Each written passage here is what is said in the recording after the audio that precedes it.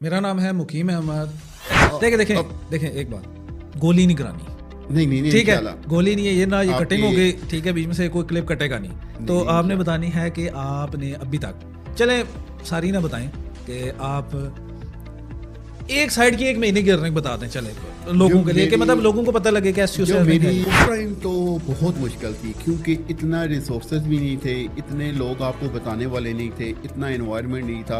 آج یوٹیوب کے اوپر ماشاءاللہ سے اتنا کچھ ہے. کہتے ہیں ہم ایک بند گلی میں جا رہے تھے, ہمیں یہ بھی نہیں پتا تھا کہ ہمیں کچھ حاصل ہوگا, کچھ ملے گا, کچھ ہم سیکھیں گے یا نہیں. اچھا, تو پہلا بلاگ آپ نے کب بنایا, مطلب ورلڈ پیس پہ بنایا تھا یا کسی اور کوئی ٹیکنالوجی اس پہ بنایا تھا, کہ ایز اے نیوبی وہ ابھی آتا ہے؟ جیسے آپ کو پتا ہے کہ آج کل گیمی ہے, ہر بندہ ہی آلموسٹ ڈاکٹر سے لے کر وکیل سے لے کر کوئی بھی بندہ ہے وہ ڈیجیٹل مارکیٹنگ ایسے ہی ہے. اب اگر ایک نیوبی آتا ہے جس کو نہیں پتا, یا آپ یہ کہہ لیں گے